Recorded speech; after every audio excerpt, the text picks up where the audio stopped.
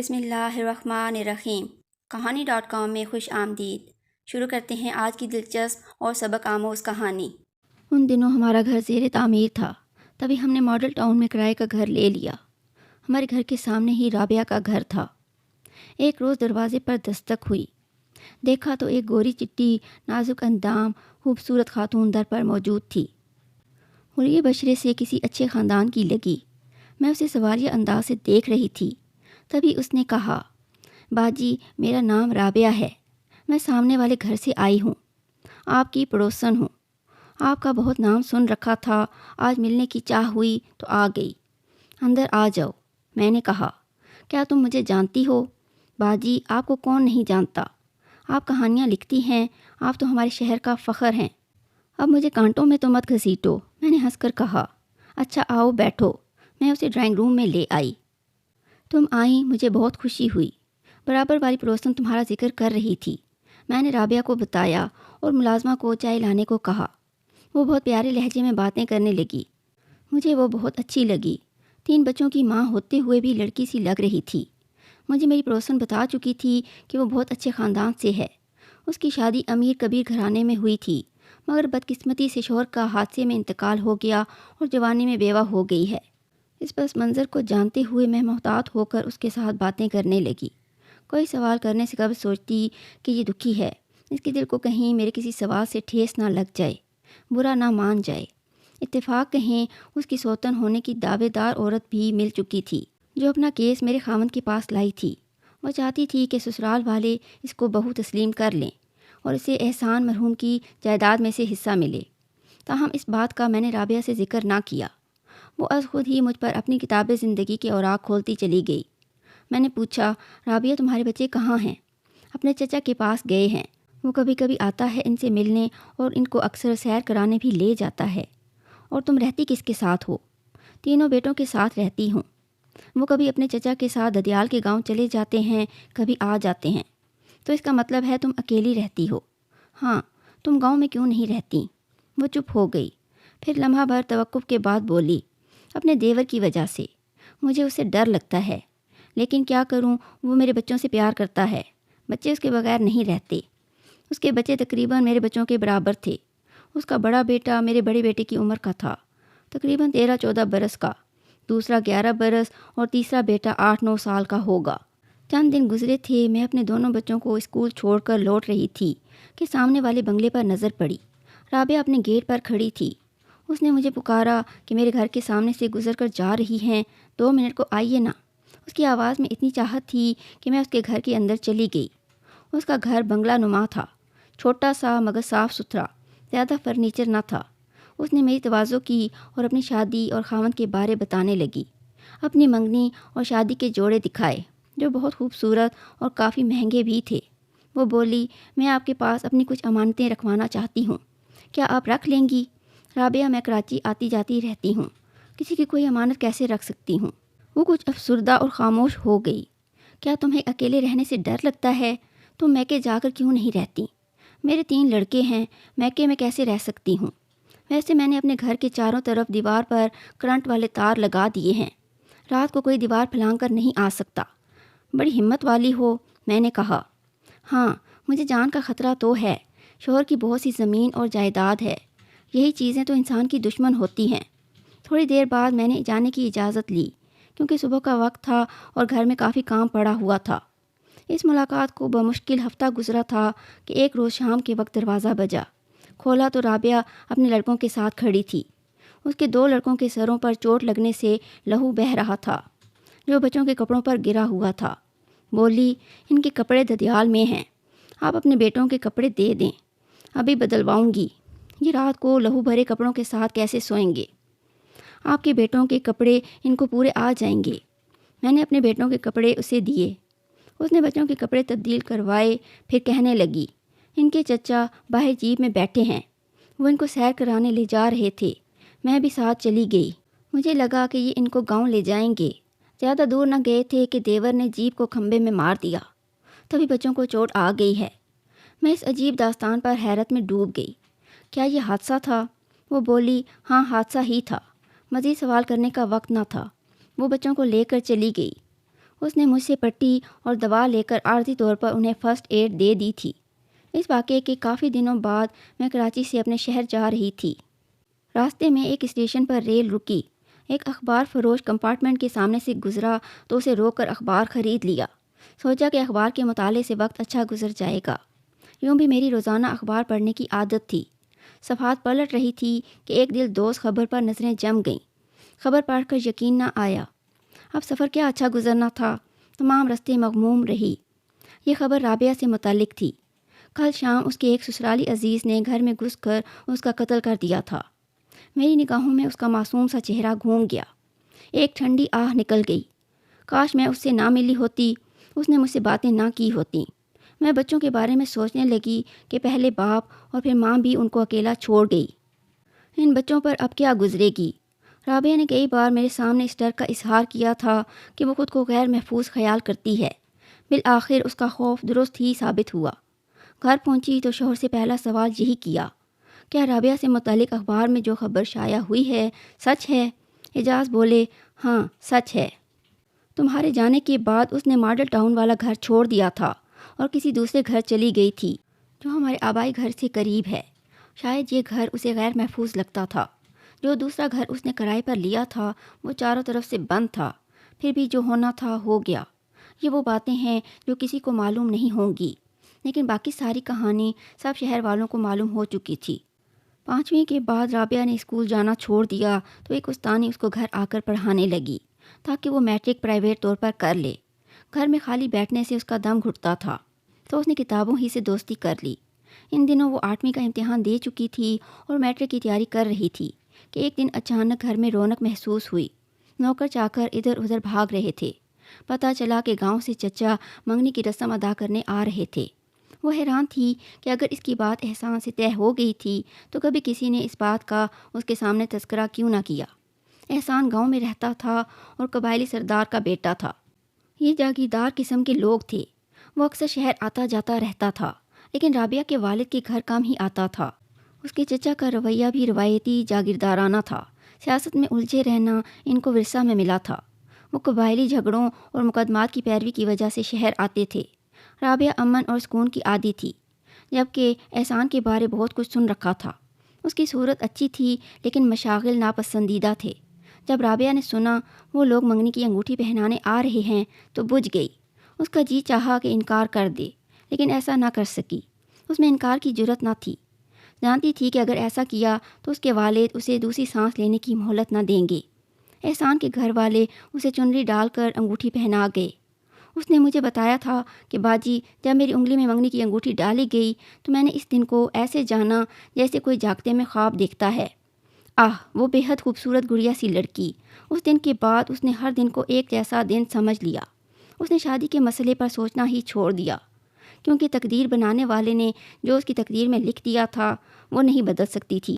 پھر وہ دن بھی آ گیا جب لڑکی کو بابل کا آنگن چھوڑ کر پیا دیس جانا ہوتا ہے۔ یک بارگی گھر میں ہلچل مچی۔ پہلی دفعہ ویرانے میں اتنی رونق رابعہ کو دیکھنے کو ملی۔ خوشی کا ایسا اہتمام دیکھ کر وہ بھی خوش ہونے والوں کے ساتھ مسکرا دی۔ جب اسے سجا کر دلہن بنایا گیا تو اس کا چہرہ ایک دمکتے چاند کے جیسا ہو گیا۔ رابعہ کو حیا کے نور سے منور کر کے انہوں نے رابعہ کو اس کے چچا کے بیٹے کے ساتھ ایک لمبی سی شاندار کار میں رخصت کر دیا۔ وہ زیورات سے لدی پھندی تھی۔ کامدانی کا دوپٹہ اتنا بھاری تھا کہ اس کا وزن نہیں اٹھا پا رہی تھی۔ اس دوپٹے کو پیچھے سے 2 نوکرانیوں نے سنبھال رکھا تھا۔ اسے سجے ہوئے تخت پر بٹھا دیا گیا۔ کمرہ پھولوں کی مہک سے بھرا ہوا تھا۔ جب دولہا نے اپنی دلہن کا روپ دیکھا تو خوشی سے دیوانہ ہو گیا۔ اس نے اپنی دلہن سے پہلی رات ہی وعدہ کر لیا کہ ہر برائی چھوڑ کر بس اس کا ہی ہو رہے گا۔ رابعہ اپنے جیون ساتھی کے وعدوں کو سچا جان کر مسرور ہو گئی۔ سارا خوف دل سے جاتا رہا۔ اب اس نے شوہر کو دل سے قبول کیا۔ احسان بھی اس کا دیوانہ تھا۔ رابعہ کے ساتھ باوفا رہنے کی پوری کوشش کی تو رابعہ نے بھی اندھے اعتبار کی پٹی آنکھوں پر باندھ لی۔ شادی کے 2 سال بعد اللہ نے اس جوڑے کو بیٹا عطا کیا۔ دونوں اولاد کی نعمت پا کر بہت خوش تھے۔ رابعہ بچے کی پرورش میں کھو گئی اور احسان، کہتے ہیں مرد کا اعتبار نہیں۔ جلد ہی جاگیردار گھرانے کا بیٹا اپنی پہلی روش پر لوٹ گیا۔ رابعہ اس یقین میں سرشار تھی کہ اس کا شوہر اور کسی کا نہیں ہو سکتا، لیکن یہ وقت کا فریب تھا۔ اس کو گھریلو زندگی کے جال میں جکڑنے کا ایک بہانہ تھا۔ وقت پلک جھپکتے گزرنے لگا۔ وہ 3 بیٹوں کی ماں بن گئی۔ اس کی ممتا کو سکون ملا، مگر فرائض میں اضافہ ہوتا گیا۔ وہ بچوں میں الجھ کر اپنے سراپے سے غافل رہنے لگی تو ہر دم محبت کا دم بھرنے والا شوہر بھی بے مروت اور خود غرض ہو گیا۔ وہ نئی محبت کی پرواز کے لیے پر تولنے لگا۔ یہ نئی محبت ایک نوخیز حسینہ تھی جس کا تعلق کسی شریف خاندان سے نہ تھا۔ وہ کوٹھے کی زینت تھی جس پر احسان فدا ہو گیا تھا۔ وہ نئی بہشت کے مزے لوٹنے لگا۔ ادھر 3 چھوٹے بچوں کی دیکھ بھال میں رابعہ ان دنوں نڈھال اور خستہ حال تھی۔ اسے اس وقت ہمدردی اور سہارے کی ضرورت تھی، اور احسان اسے پھوہڑ اور بدسلیقہ کے القابات سے نوازنے لگا تھا۔ جب بچے چھوٹے ہوتے ہیں تو ماں کے لیے زندگی کا یہ دورانیہ بہت وقت طلب اور تھکا دینے والا ہوتا ہے۔ شوہر کی ایسے وقت بے اعتنائی سے رابعہ کو صدمہ ہوتا، لیکن صبر کر جاتی۔ ایک روز اس کو شوہر کے اس بہرمانہ رویے کا سبب معلوم ہو ہی گیا۔ اس نے احسان کے میلے کپڑے لانڈری میں بھجوانے تھے۔ کوٹ کی جیب میں ہاتھ ڈالا، ایک خط برآمد ہوا۔ پڑھا تو اسے چکر آ گیا۔ یہ اس لڑکی کا محبت نامہ تھا۔ شوہر سے سوال کیا تو اس نے خط اس کے ہاتھ سے جھپٹ کر پھاڑ دیا اور شرمندہ ہونے کی بجائے اس پر ہاتھ اٹھا دیا۔ وہ رونے لگی۔ احسان نے کہا، اگر اس کمرے کے باہر کسی نے تمہاری سسکی سن لی تو میں اب بھی اسی وقت تم کو طلاق دے دوں گا اور بچے بھی چھین لوں گا۔ وہ بچوں کی خاطر سسک کر چپ ہو گئی کہ وہ سامنے بیٹھے یہ سب کچھ دیکھ رہے تھے۔ ان دنوں اس کا بہلوٹی کا بیٹا 5 برس کا ہو چکا تھا اور اب اسکول جانے کے لائق تھا۔ گاؤں کا اسکول اس قابل نہ تھا کہ وہ اپنے بچوں کو وہاں داخل کراتی، اور احسان کو کب فرصت تھی کہ وہ شہر جا کر خود داخلہ کرواتا۔ گاؤں کے اسکول کی یہ حالت تھی کہ اول تو استاد آتا نہ تھا۔ اگر آ جاتا تو درخت کے نیچے چارپائی ڈال کر سو جاتا اور بچے ارد گرد اچھل کود کر کے گھر چلے جاتے۔ رابعہ پریشان تھی کہ کیا کرے۔ تبھی ایک روز اس کے والد ملنے آ گئے۔ اس نے اپنی پریشانی سے باپ کو آگاہ کیا۔ وہ بولے، شہر میں میرے 2 مکان خالی پڑے ہیں، تمہیں جو بہتر لگے میں ٹھیک کروا دیتا ہوں۔ تم بچوں کو شہر لے آؤ، میں انہیں اسکول میں داخل کروا دوں گا۔ احسان سے پوچھا تو وہ فوراً راضی ہو گیا۔ تب رابعہ نے ضروری سامان ساتھ لیا اور اپنے والد کے ساتھ شہر چلی گئی۔ اس کے والد نے مکان میں ضرورت کی ہر شے مہیا کر دی اور ملازم بھی رکھ دیا تاکہ ان کی بیٹی کو سودا سلف کے لیے اور بچوں کو اسکول پہنچانے میں تکلیف نہ ہو۔ باپ اور بھی کئی مسائل جو رابعہ کو درپیش ہوتے حل کر دیتے تھے۔ احسان کی جب مرضی ہوتی آتا، 2-4 دن رہتا اور چلا جاتا۔ بچوں کے اسکول جانے کے بعد رابعہ کو سکون تو ملا، مگر اس کا دل اضطراب کا ایک سمندر تھا۔ اس نے کوشش کی کہ احسان اس کے ساتھ رہے، مگر وہ اونچی اڑان بھرنے والا عقاب تھا۔ بھلا کیسے گھر کے پنجرے میں قید رہ سکتا تھا؟ وہ بیوی کے شہر جا رہنے سے اور بھی کھلا کھیلنے لگا کہ اس کی بیوی بچوں کی دیکھ بھال کرنے کو شہر میں رابعہ کے والد اور بھائی تو موجود تھے ہی۔ اسے اپنے نئے عشق کے تقاضوں سے ہی فرصت نہ تھی۔ احسان مرحوم کی جائیداد سے حصہ لینے کی کوشش کرنے والی ایک لڑکی سے جو اس بازار سے تھی اگر میں نہ ملی ہوتی تو شاید زمانے کی باتوں کا بھروسہ نہ کرتی۔ یہ ایک تیسری لڑکی تھی جس کا دعویٰ تھا کہ اس کے ساتھ بھی احسان نے نکاح کیا تھا، لیکن اس کی معاشرے میں کوئی حیثیت نہ تھی، لہٰذا کسی نے بھی اس کو منہ نہ لگایا۔ وہ میرے پاس اس لیے آئی تھی کہ میں اس کی اور احسان کی کہانی لکھوں۔ بہرحال یہ ایک الگ داستان ہے۔ اصل قصہ تو احسان اور رابعہ کا ہے کہ اس کے شہر میں رہنے پر بھی وہ اس کے پاس نہ آتا تھا۔ رابعہ کا بیٹا اب 6ٹھی جماعت میں پہنچ گیا تھا۔ ایک روز اسکول سے آتے ہوئے اس نے اپنے باپ کے ساتھ گاڑی میں ایک عورت کو بیٹھے دیکھا۔ تبھی اس نے گاڑی روکنے کے لیے ہاتھ دیا۔ احسان نے گاڑی روک لی اور بیٹے کو کار میں بٹھا لیا۔ عورت سے تعارف کروایا، بیٹے خرم، ان سے ملو، یہ تمہاری دوسری امی ہیں۔ پھر وہ خرم کو گھر کے دروازے پر چھوڑ گیا۔ تب رابعہ کو علم ہوا کہ اس کے شوہر نے دوسری شادی کر لی ہے۔ وہ جس بات کو اہمیت نہ دیتی تھی اسی بات نے اس کو توڑ کر رکھ دیا۔ احسان کی جفاکاری کا اب جتنا ماتم کرتی کم تھا۔ وہ اپنے والد اور بھائیوں کے پاس گئی، فریاد کی۔ ہمدردی کرنے کی بجائے انہوں نے اس کی آہوزاری کو اہمیت نہ دی، بلکہ سمجھانے لگے کہ صبر کرو، احسان مرد ہے اور دولت والا ہے، مرد دوسری شادی کر ہی لیتے ہیں، اس میں اس قدر واویلا کرنے کی کیا ضرورت ہے؟ تم ایک خاندانی عورت ہو، طریقے سے رہو، ورنہ یہ اوچھا پن تمہاری ذات کو خاندان میں بے وقت کر دے گا۔ جب رابعہ نے اپنی اس قدر بے قدری دیکھی تو اپنے والد اور بھائیوں سے جائیداد میں سے اپنے حصے کا مطالبہ کر دیا، جس کے نتیجے میں وہ بھائیوں کی آنکھوں کا کانٹا بن گئی۔ تب ماں آڑے آئی۔ شوہر کو سمجھایا کہ اپنی جائیداد میں سے نہ صحیح میرے ترکے میں سے جو میرے والد سے مجھے ملا تھا کچھ زمین رابعہ کے نام کر دیں تاکہ وہ تسلی اور سکون سے جی سکے۔ یوں نانا کے ترکے سے رابعہ کو حصہ دے دیا گیا۔ باپ نے بھی سوچا کہ اگر بیٹی پر برا وقت آ گیا تو یہ کس کا دروازہ کھٹکھٹائے گی۔ تب انہوں نے خاصی رقم اس کے نام بینک میں جمع کروا دی۔ گرچہ باپ کی اراضی میں سے رابعہ کا اچھا خاصا حصہ بنتا تھا، لیکن بھائیوں نے روایتی رویہ اپنا لیا۔ یوں بھی قبائلی رواج کے مطابق عورتوں کو وراثت میں حصہ دار نہیں مانا جاتا تھا۔ ماں باپ نے مالی طور پر اس کو مضبوط کر دیا تو اس کو سکون مل گیا۔ اب رشتہ دار بھی کم آتے تھے۔ سب کو پتہ چل چکا تھا کہ احسان نے دوسری شادی کر لی ہے۔ اتنے صدمے سہنے کے بعد بھی رابعہ کا حسن باقی تھا اور رنگ روپ گلاب کے پھول کی مانند تازہ تھا۔ یہ دسمبر کا مہینہ تھا، سخت سردیوں کے دن تھے۔ احسان گاؤں میں تھا۔ ایک روز خبر آئی کہ شہر آتے ہوئے اس کی جیپ کو حادثہ پیش آ گیا ہے اور وہ موقع پر ہلاک ہو گیا ہے۔ یہ خبر سن کر رابعہ غش کھا گئی۔ وہ جیسا بھی تھا اس کے بچوں کا باپ اور ان کے سروں پر سائبان تھا۔ اس کے بچے بے امان ہو گئے تھے۔ احسان کے ہوتے ہوئے کسی کی جرأت نہ تھی کہ رابعہ پر میلی نگاہ ڈالے یا اس کی جانب انگلی اٹھا سکے، لیکن بیوہ ہوتے ہی صورتحال بدل گئی۔ اب اس کا گھر سے نکلنا جرم ہو گیا۔ کسی سے بات نہ کر سکتی تھی۔ بہت جلد زمانے نے احساس دلا دیا کہ احسان کے بغیر وہ ادھوری ہے۔ اس نے سسر سے پناہ کی درخواست کی۔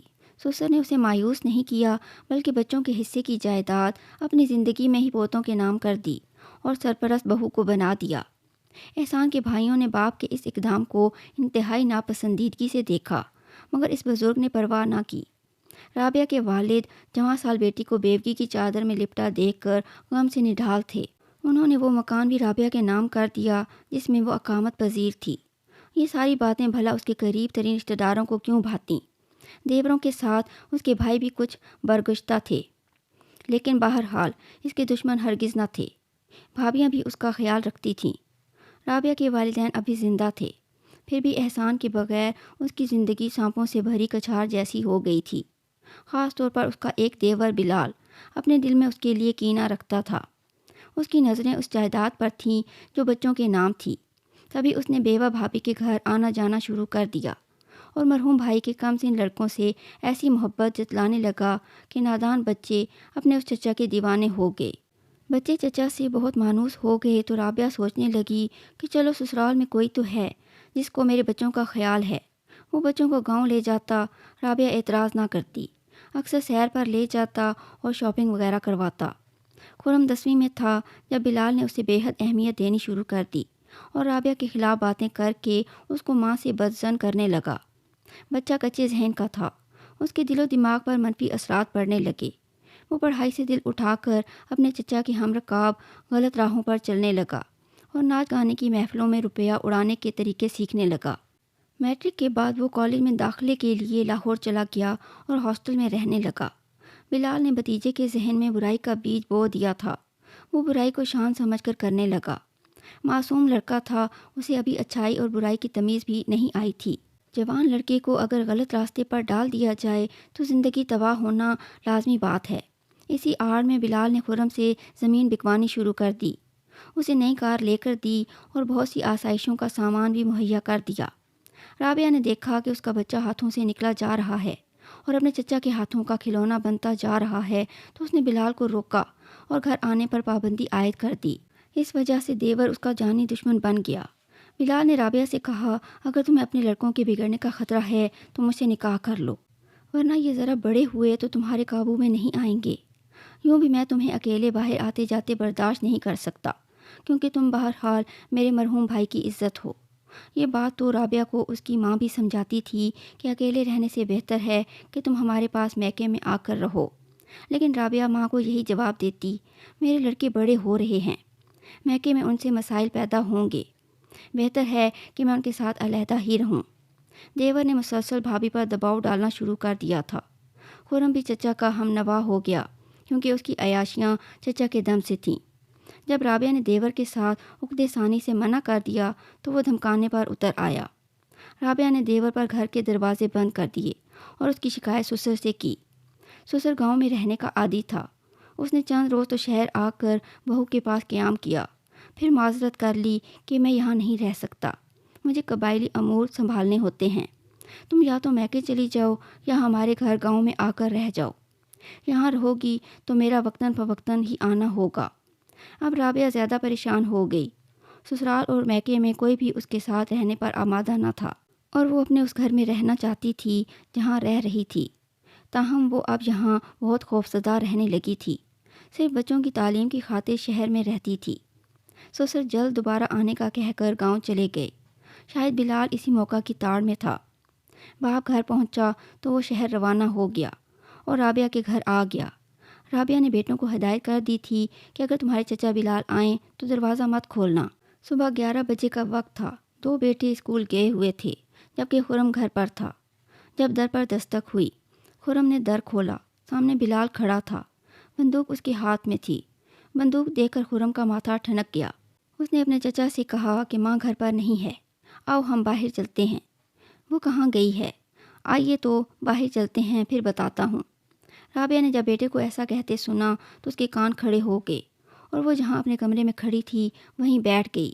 اس کی چھٹی حس کہہ رہی تھی کہ بلال آج نیک ارادے سے نہیں آیا ہے، اب آخری وقت شاید آ پہنچا ہے۔ بہرحال خرم کسی طور پر اپنے چچا کو باہر لے جانے میں کامیاب ہو گیا۔ مغرب کے بعد بلال خرم کو گاؤں چھوڑ کر واپس آ گیا۔ رابعہ بیٹے کے انتظار میں پریشان تھی۔ اس نے منجلے بیٹے وقار کو بھائی کے گھر بھیجا کہ ماموں کو جا کر بتاؤ بلال چچا خرم کو لے کر کہیں چلا گیا ہے، گاؤں جا کر پتہ کریں۔ وقار ماموں کے گھر چلا گیا جبکہ چھوٹا ذیشان اس کے پاس تھا۔ مغرب کی اذان سے چند منٹ پہلے دروازے پر دوبارہ دستک ہوئی۔ رابعہ سمجھی کہ خرم آ گیا ہے۔ اس سے پہلے کہ وہ دروازے پر جاتی، ذیشان نے جا کر در کھول دیا۔ سامنے بلال ہاتھ میں بندوق لیے کھڑا تھا۔ اپنے چچا کے تیور دیکھ کر لڑکا سہم گیا۔ بولا، چچا ماں تو گھر میں نہیں ہے، وہ نانی کے گھر گئی ہے۔ بلال نے لڑکے کو ہاتھ سے ایک طرف کیا اور تیزی سے کمرے کی طرف بڑھا۔ اس کے قدموں کی آہٹ میں ایسی دھمک تھی کہ رابعہ کو یقین ہو گیا کہ موت اس کی طرف بڑھ رہی ہے۔ اس نے کمرے کا دروازہ بند کرنے کی کوشش کی تو بلال نے کنڈی لگانے سے قبل ہی زور کا دھکا دے کر دروازہ کھول دیا۔ بلال کو سامنے دیکھ کر وہ خوفزدہ فرش پر بیٹھ گئی اور ہاتھ جوڑ کر بولی، بلال مجھ پر ایسا ظلم مت کرو، مجھے مت مارو، آخر میرا قصور کیا ہے؟ کمرے میں جلتے ہوئے بلب کو بندوق سے توڑتے ہوئے بلال نے اس کی التجا کو اندھیرے میں ڈبو دیا اور کہا، میں نے سنا ہے تم کسی اور سے نکاح کرنا چاہتی ہو، تو پھر مجھ ہی سے کیوں نہیں؟ یہ بہتان ہے۔